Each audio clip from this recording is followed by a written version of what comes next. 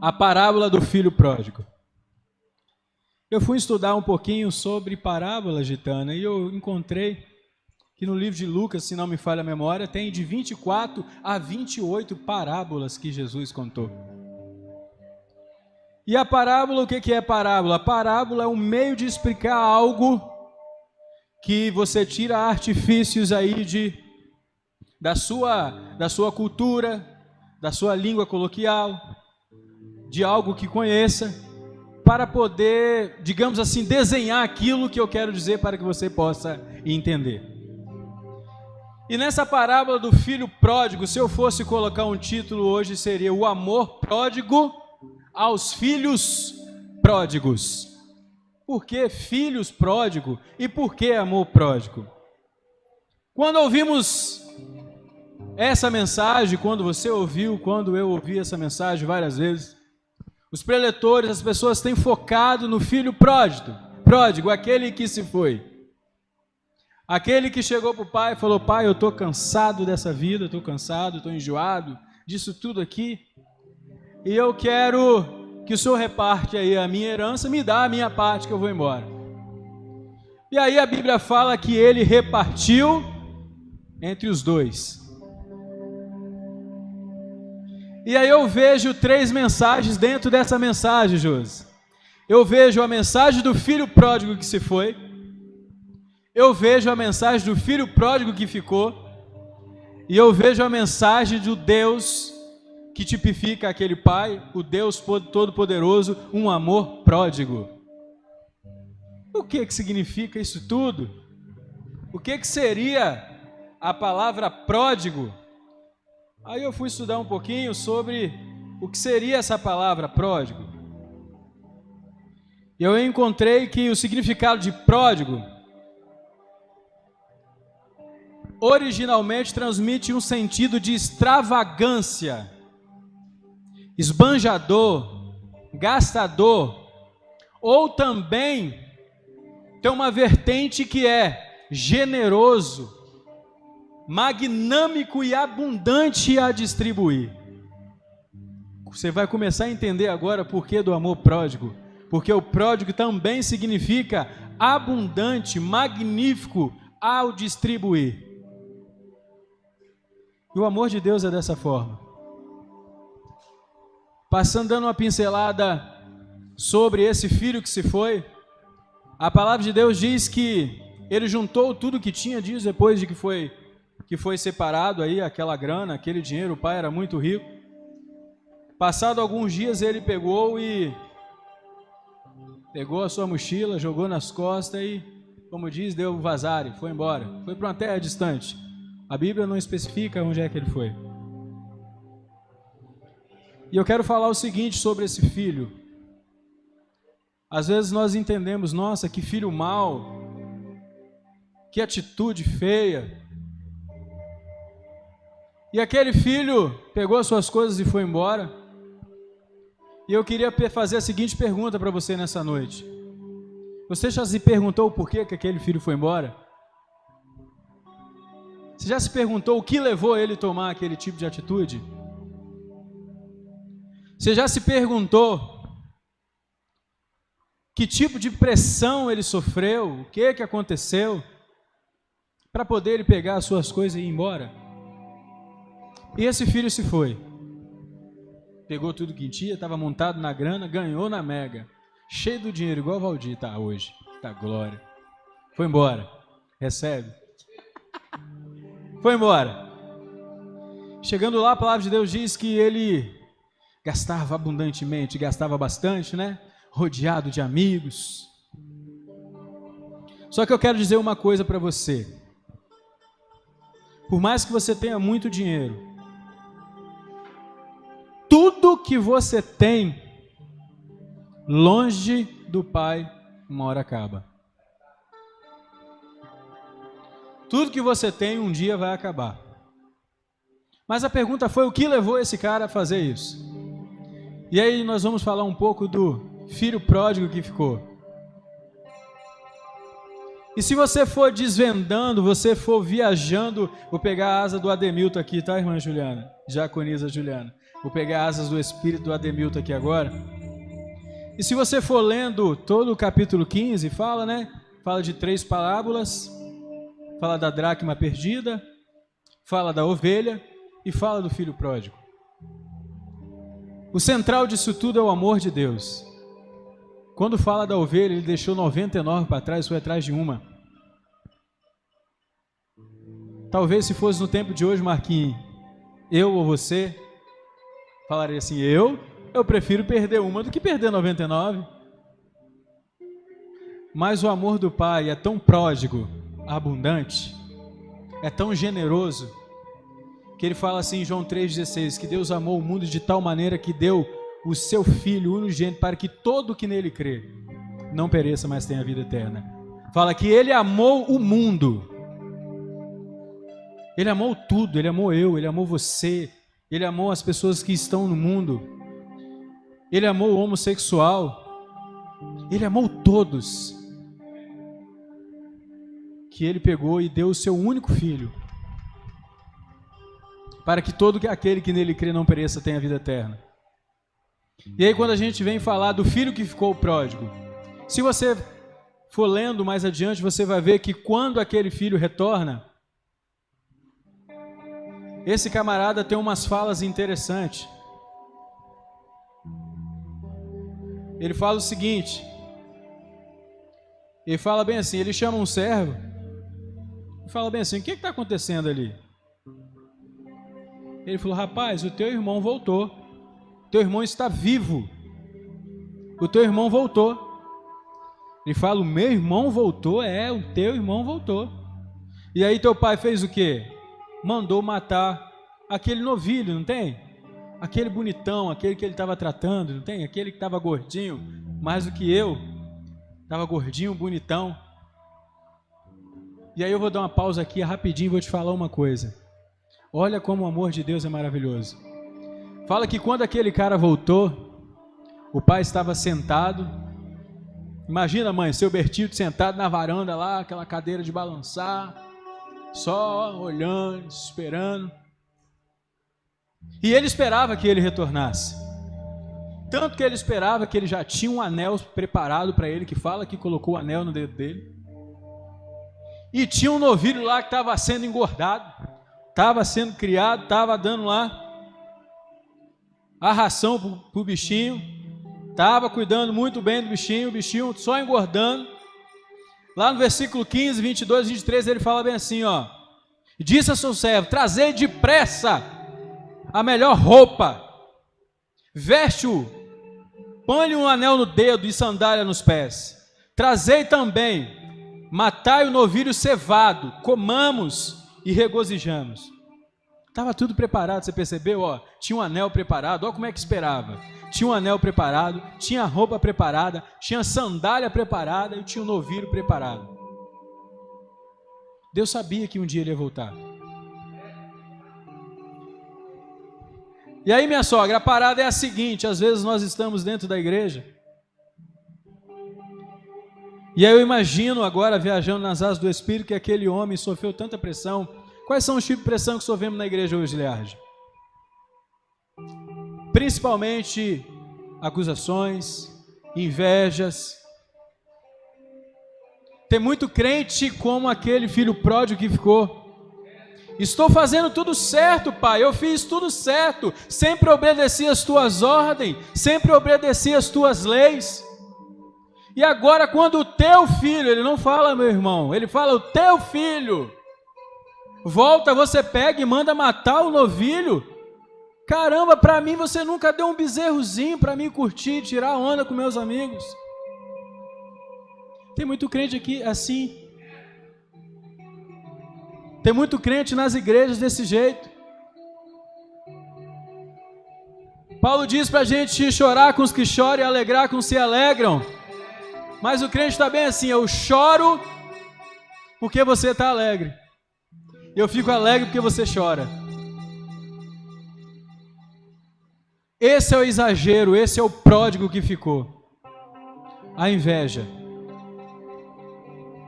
E aí o pai sai com todo o teu amor, sai de fora, de dentro para fora da casa, Fala: meu filho, teu irmão está aí, vamos lá entrar, vamos festejar.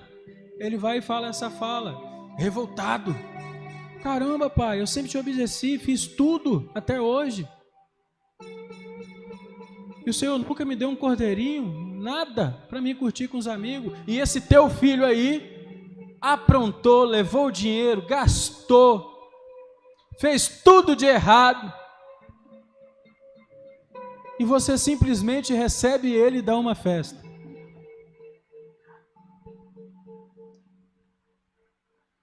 Vocês lembram da história de Jó? Diz que a palavra de Deus diz que o inimigo estava passando por lá, né? Pelo céu, em algum lugar. E aí Deus fala bem assim: tu viste meu filho Jó? Servo temente, fiel. Mas é claro, você dá tudo para ele. Como é que não pode ser? E aí Deus permitiu que aquilo tudo acontecesse com ele. Vocês conhecem toda a história, conhecem tudo que Deus deu em dobro para ele.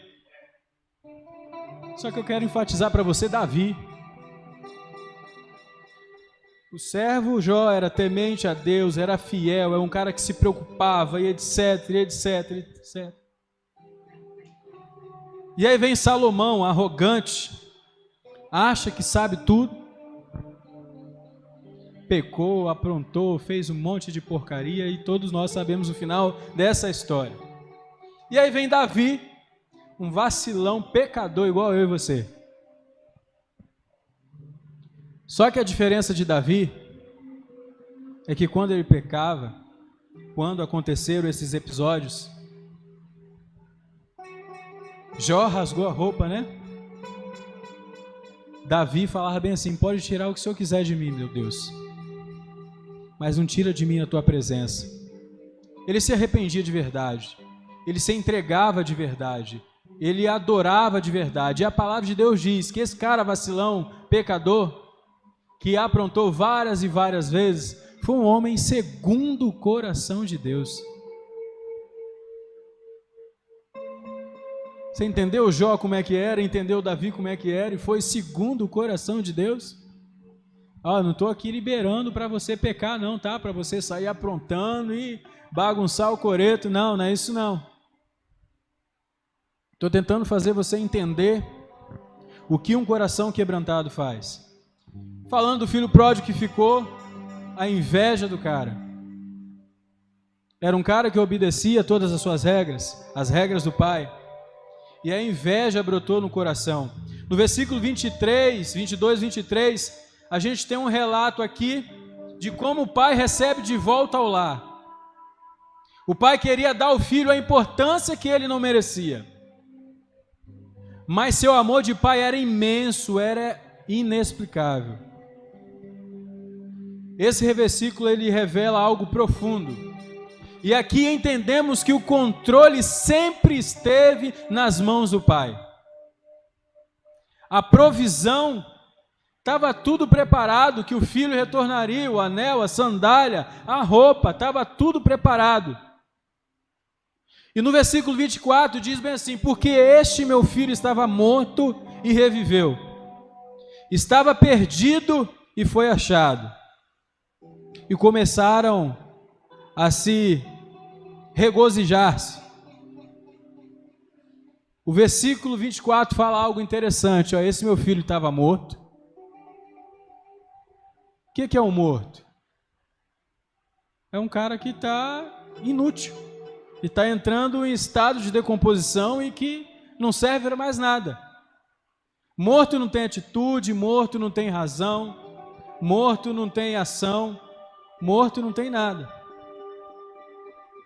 Ou seja, aquele filho pródigo estava no mais profundo do poço. E aos nossos olhos não tinha recuperação para ele.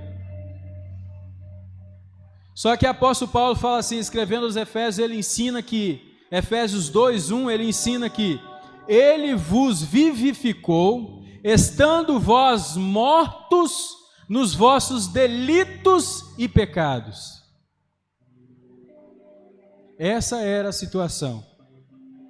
Ele estava morto nos seus delitos e pecados. Ele estava perdido e foi achado.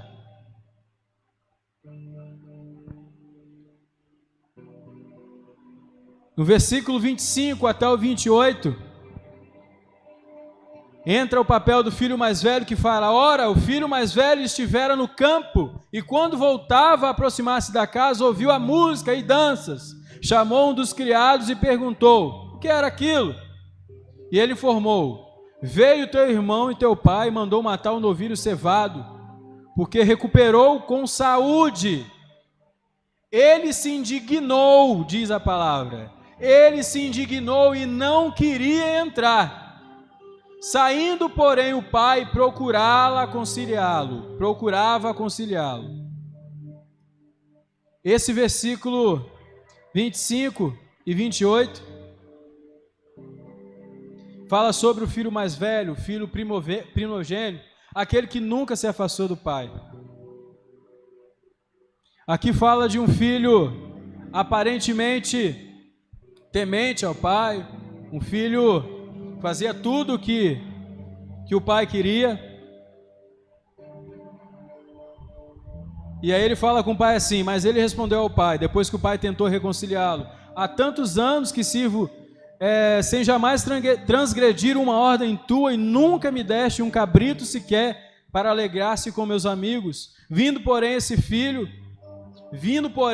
teu filho, que desperdiçou os teus bens com meretrizes, e tu mandaste matar o novilho. E aí começa a arder isso no coração dele. Começa essa indignação, trazer revolta dentro do coração dele.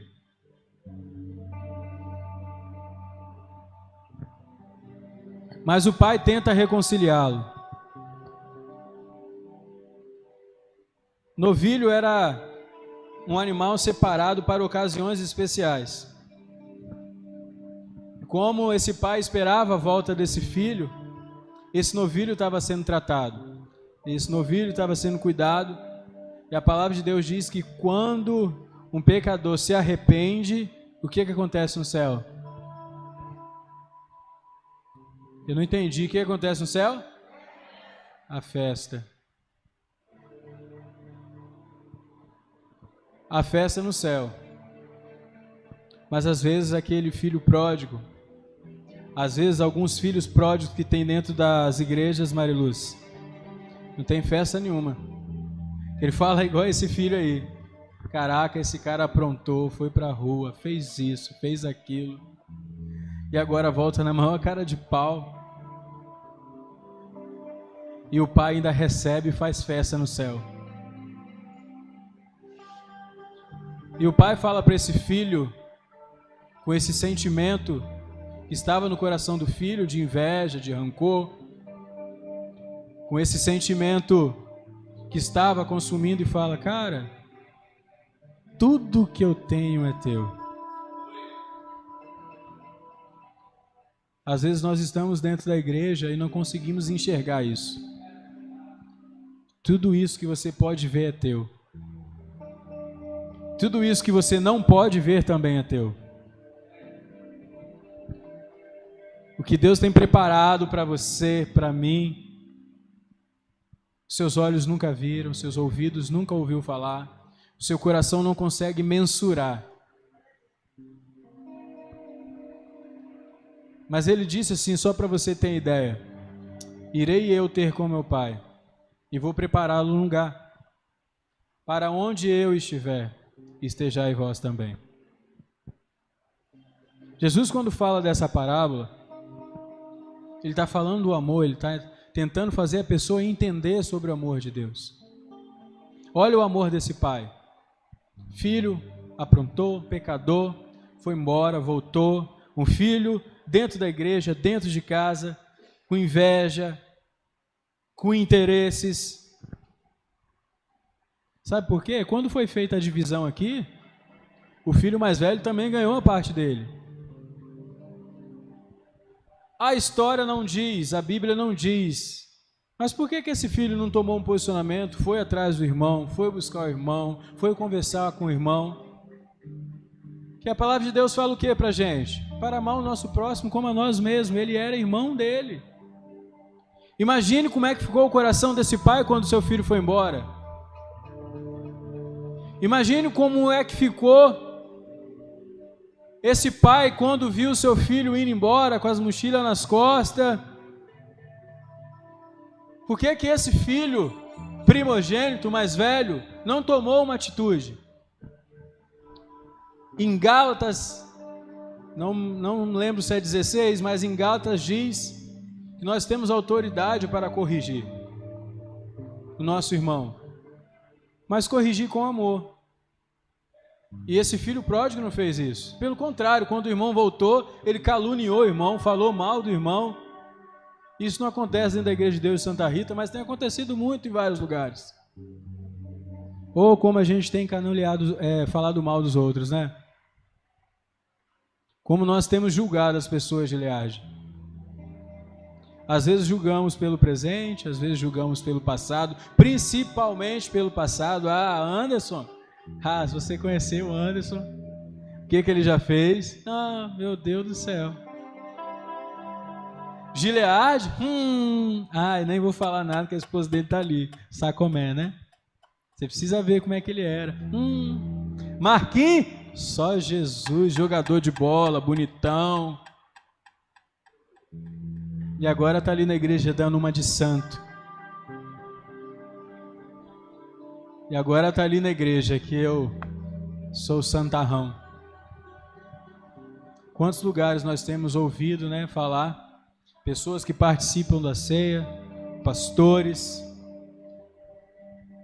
diáconos, obreiros, líderes. Na igreja é o santo homem. Em casa bate na mulher, agride a mulher. Em casa ele é outro homem. A mulher da mesma coisa. Na igreja, manto. Fogo puro. Em casa, só Jesus para ter misericórdia. Nós estamos vivendo os últimos dias na face da terra. Do mesmo jeito que você já ouviu várias vezes sobre a mensagem do filho pródigo, você também ouviu várias vezes alguém falar que Jesus está voltando. Desde criança eu ouço isso. Mas Jesus está voltando. Qual é o papel que você tem feito? Você tem sido o filho pródigo que foi, mas reconheceu o seu erro? Mas é óbvio que ele reconheceu. O cara estava passando fome, em meio à dificuldade. É o que eu falei no início. Tudo que você tem longe de Deus não é nada. Uma hora vai acabar. E você vai ter que se arrepender e voltar e reconhecer. Como diz aquele hino, quem já pisou no Santo do Santo, meu amigo? E você já experimentou isso. Quantas e quantas vezes o Espírito Santo de Deus falou com você? Quantas e quantas vezes esse amor tem te alcançado? Esse amor pródigo, esse amor abundante, esse amor maravilhoso tem te alcançado. Só pelo fato de você estar aqui nessa noite, me ouvindo falar, é a graça de Deus que tem te alcançado. E às vezes essas situações, fofocas, invejas, inimizade, panelas, quantas vezes isso tem afastado pessoas? Quantas vezes isso tem feito com pessoas tivessem a atitude desse filho pródigo? Não tem aguentado mais essa pressão. Eu sou rejeitado por A, sou rejeitado por B. Ou fulano está falando mal de mim, fulano tem feito isso. E às vezes a pessoa não tem uma estrutura espiritual ainda madura. Paulo fala sobre isso. Tem uns que é leitinho, tem outros que é carne. E aí a coisa vai acontecendo gradativamente. E nós líderes, nós que estamos aqui na igreja, temos a função de fazer com que essa pessoa cresça espiritualmente, com que essa pessoa continue caminhando, com que essa pessoa continue aprendendo, crescendo. Santidade é um processo. E às vezes a gente está chutando esse processo para lá. está fazendo como o filho pródigo, ficando revoltado por poucas coisas. Juliana ganhou. Por que ela ganhou? Eu que estou aqui há mais tempo do que ela, não ganhei. Por que ela merece e eu não mereço? Gente, vamos deixar de ser crente ridículo, vamos deixar de ser hipócrita. E vamos fazer o que Jesus fez, esse amor pródigo que ele ensinou. Quando Jesus veio aqui na terra, ele se misturou com todo mundo e começou a pregar, a anunciar, a salvar, a fazer milagres, e as coisas foram acontecendo, e aqueles mesmos milagres que aconteceu lá, Jesus fala bem assim: ei, você pode fazer milagres maiores do que esses que eu fiz. E sabe qual é o tipo de milagre que a gente está fazendo? Fazendo as pessoas irem embora da igreja porque não suportam a liderança, porque não suportam o Anderson, porque não suportam o Rafael, porque a gente, só desce a lenha, só fala mal. A Bíblia fala que é para a gente tratar com amor. A Bíblia fala para a gente corrigir com amor. E aí a gente convida pessoas para assistir a live, a gente convida pessoas para participar do culto, e aí a pessoa chega aqui e aquele movimento está acontecendo, nossa, que maravilhoso, e o Espírito Santo de Deus convence o homem do pecado, e ele aceita Jesus, e aí quando ele começa a caminhar, ele começa a ver a realidade da liderança, ele começa a ver a realidade da igreja, ele começa a ver a realidade de tudo que está acontecendo, e as pressões começam a vir, e a pessoa começa a falar, a pessoa começa a agredir. Quantos de nós temos destruído a igreja? Não, Senhor, mas eu estou fazendo tudo certo. Eu nunca quebrei uma regra tua. Eu nunca fiz nada de errado. E aí essa pessoa está sujeita a ficar esse tempo todo dentro da igreja, e quando chegar lá no céu, ele falar bem assim: apartai-vos de mim que eu não vos conheço. Não, mas eu preguei no teu nome, pai. Eu ganhei alma no teu nome, eu fiz tudo isso. Legal, né? Mesma coisa que esse filho pródigo que ficou diz: não, mas eu fiz tudo certo, até hoje eu nunca fiz nada errado. Jesus veio para os doentes, Jesus, ele não veio pegar tudo e transformar em nada. Ele veio pegar nada e transformar em tudo. Ele veio pegar eu e você e transformar a nossa vida. Nós estávamos mortos, nós estávamos no lamaçal do pecado, e ele foi lá, estendeu a mão e tirou a gente de lá e transformou a nossa vida, e tem transformado a cada dia. Deixe que o Espírito Santo trabalhe na tua vida. A Bíblia fala bem assim: resistir o diabo e ele fugirá de vós. Não resistir o Espírito Santo. Não resista ao Espírito Santo. Não resista ao teu chamado, crente. Meu Deus. Não resista ao teu chamado. Deus te chamou para algo. Deus te chamou para fazer a diferença, não só aqui dentro, mas em todo lugar que você estiver. Deus te chamou para fazer a diferença, Ele te chamou para ser luz, Ele te chamou para brilhar. Se a gente apagar todas as luzes e deixar essa cruz acesa, ela vai destacar em meio à treva que vai ficar nessa igreja. É para isso que Ele te chamou, para ser diferente, para fazer a diferença, para o bem, com amor, com simplicidade. Ele te chamou para trazer cura, não para trazer desordem. Ele te chamou para anunciar salvação, não para condenar ao inferno.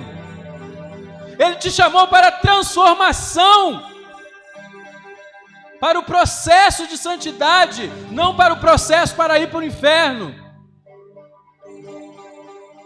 Ele veio para mim, Ele veio para você, Ele morreu por mim, Ele morreu por você, Ele morreu por todos.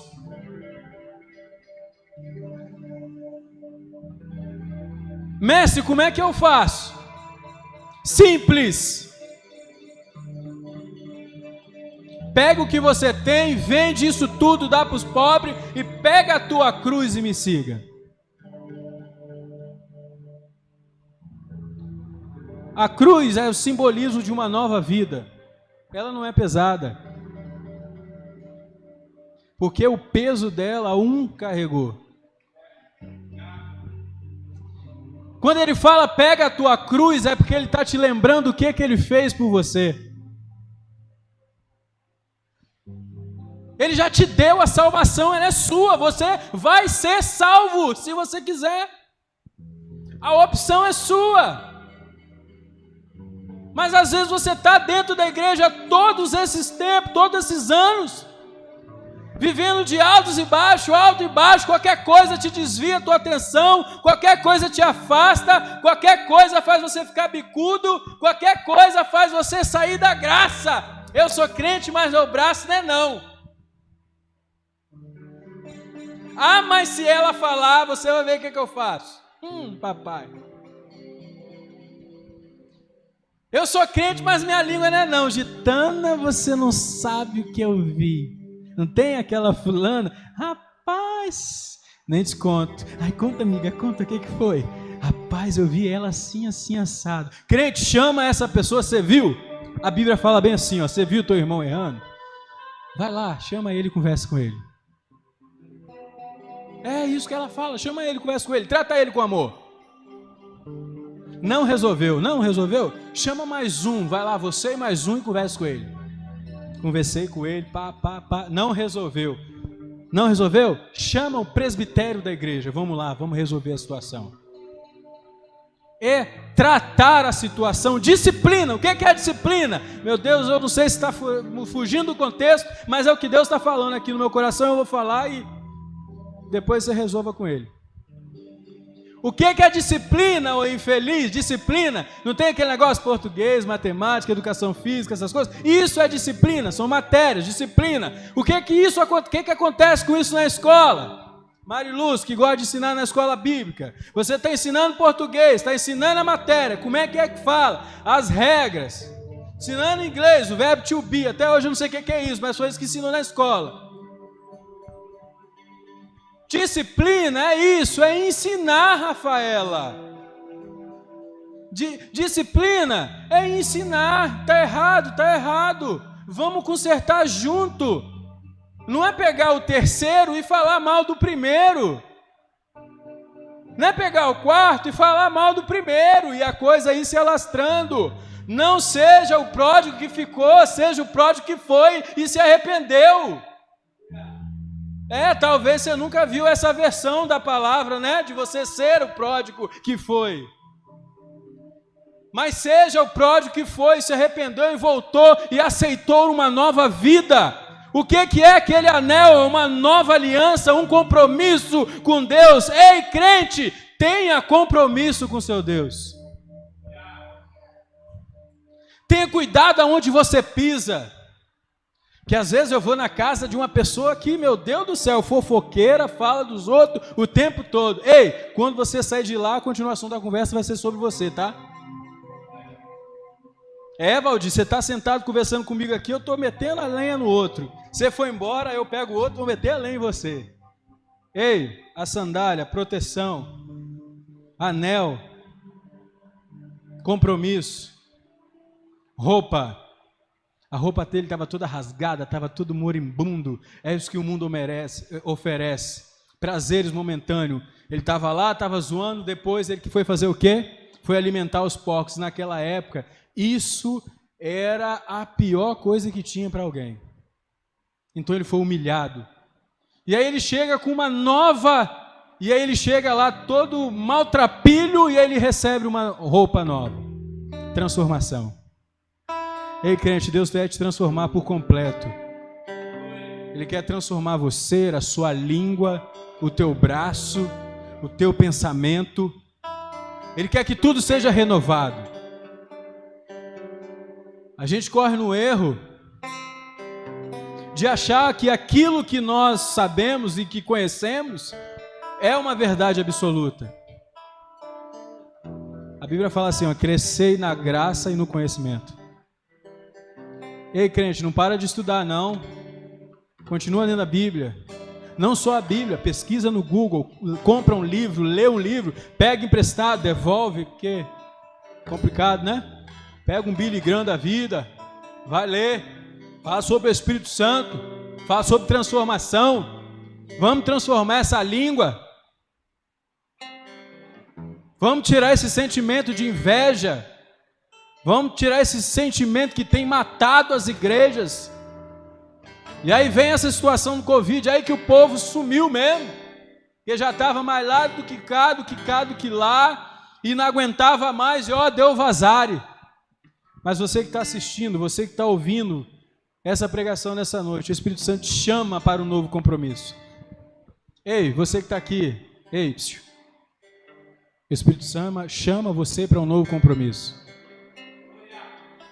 Às vezes a gente está capengando. Hoje a Bibi chegou... Ô Bibi, vou falar, tá? Não vai brigar não, né? Pode falar? Hoje a Bibi chegou aqui atrasada, tadinha, por causa dos afazeres do dia a dia, etc e tal. Rafael também chegou por causa do trabalho, entendeu? E todo mundo aqui tem a sua responsabilidade, óbvio. E aí ela pegou e se sentiu meio assim, falou, antes eu não vou cantar hoje não, porque eu cheguei atrasado. Aí eu tenho uma cara que só eu sei fazer. Eu não falo, mas a cara fala. Aí ela foi e falou bem assim, só pela cara que o Anderson fez, eu já mudei de ideia. Você tem agradado o Espírito Santo com o seu jeito de ser? O Espírito Santo tem te confiado tantas as coisas, te confiado liderança, tem te confiado a cantar no ministério de louvor, tem te confiado a limpar a igreja. Isso não é ruim não, gente. Eu acredito que a Jana está limpando aqui, está dando glória a Deus, aleluia. Quem sentar aqui, Deus vai operar. Quem sentar aqui vai ser transformado. Quem sentar aqui vai ser curado. Eu tenho certeza que ela é minha cunhada, eu sei que ela não vai fazer assim. Quem sentar aqui, não aguento mais essa vida, vou largar isso, chega, não aguento mais, não aguento. Pastor, nossa, veja pagar alguma coisa, ou aumentar o salário que recebe, não sei o quê. Não, ela não faz isso não. Né, Jana? Não faz isso não. Ela abençoa todos esses bancos aí, ó. Você senta, você está sendo abençoado. Ou de repente a Maria Lúcia está em casa, e domingo que vem, nossa, tem que dar aula de novo, meu Deus, tem que ficar toda vez estudando, toda vez, nossa, não aguento mais isso. Cara, o Espírito Santo tem confiado algo a você, dê a Ele o melhor, isso não pode se tornar simplesmente um jargão, eu acho que é assim que fala, né? De chegar aqui e falar, ofereça-se como sacrifício, vive santo, levanta, senta, bate palma. Cara, a gente não precisa ficar fazendo isso. O amor de Deus, eu já vou terminar, tá, gente? O amor de Deus é o suficiente para que você se doe, é o suficiente para que você se oferte, é o suficiente para que você faça o melhor. Você aí que está assistindo, que se foi, é o suficiente para te incomodar nessa noite, é o suficiente para te transformar, se você acreditar, é o suficiente para te trazer de volta e fazer você entender que Ele é o seu Deus, que Ele é o que transforma, que Ele é o que liberta, que Ele é o que muda a situação que você está vivendo no momento, que Ele é o que tira aquele sentimento de inveja, é Ele que queima a língua de fofoqueiro, fofoqueira, aquele que fala mal do irmão, é Ele que transforma tudo isso. Não era essa a pregação que eu tinha preparado, não era isso não, a ideia era outra, mas o Espírito Santo pega e faz essas coisas, a gente fica meio assim, mas vamos que vamos, Ele está pedindo para falar, vamos, crente, seja transformado.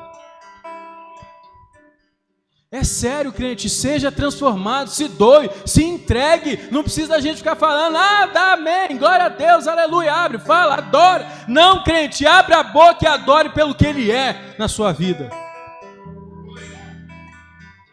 Faz o seguinte, Valdir, olha para trás, quem era você? Olha quem você é agora. Você não consegue ver quem você é no futuro, mas Ele tem algo para a sua vida. Ele tem algo para a tua vida, Marquinhos. Ele tem algo para você, Dindinha. Ele tem algo para você, Bibi. Ele tem algo para cada um de nós, mas você precisa se entregar. Ei, eu estou na porta batendo, estou batendo, estou pedindo permissão. O Espírito Santo nessa noite pede, eu quero entrar. O Espírito Santo nessa noite fala, ei, eu quero entrar, eu quero transformar.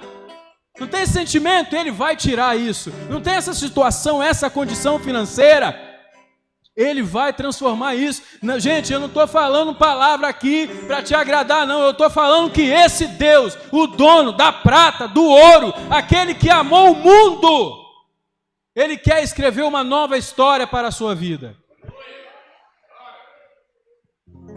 Ele quer transformar você que tem 20 anos de igreja, 30, 10, 5, 1 mês. Ele quer transformar. E mais ainda, você que não tem nada, que está fora da igreja, Ele quer te salvar.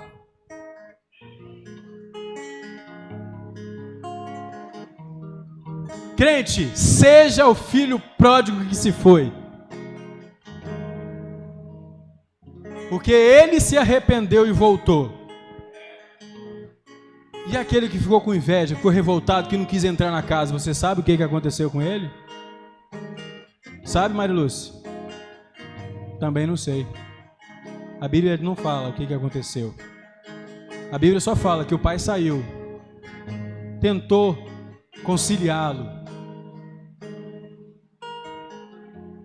Não tem um negócio chamado perdão? Se você não consegue liberar o perdão, meu amigo, nós não vamos chegar a lugar nenhum. Sabe por quê? Esses sentimentos é como um câncer. Você conhece diabetes? Meu pastor Carlos Freire, tadinho, morreu disso. Ela vai comendo a pessoa viva. Eu lembro que o pastor Carlão começou um negócio no pé e foi indo, cortou o dedo, né, Ju? Depois cortou um pedaço do pé e aí quando ia cortar a perna ele morreu. Assim é quando você não perdoa. Funciona assim, Gustavo, ó, vem te comendo. Sabe como? De dentro para fora. Vai te comendo, vai te corroendo, ó, vai te matando. Chega uma hora que você não aguenta olhar mais para mim.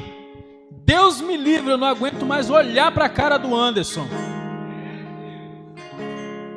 Você deixa a diabetes te corroer, não tem?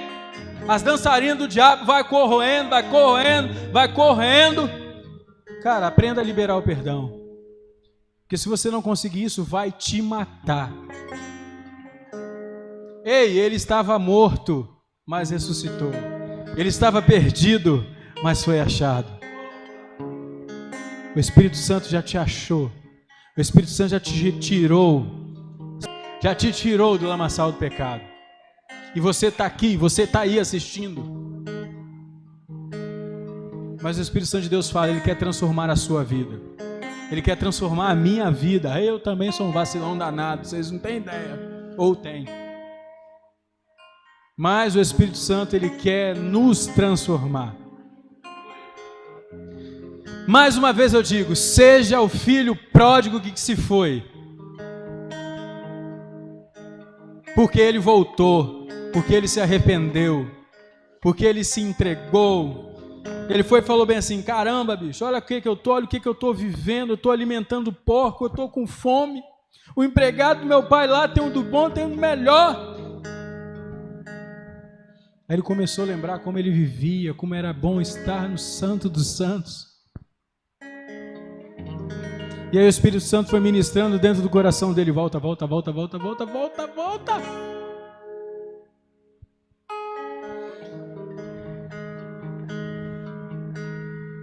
Você que se foi zoar, foi curtir, foi beber. Existe um tempo determinado para todas as coisas. O Espírito Santo quer transformar a tua vida. Você que está aqui, você que é crente, deixa o Espírito Santo te transformar.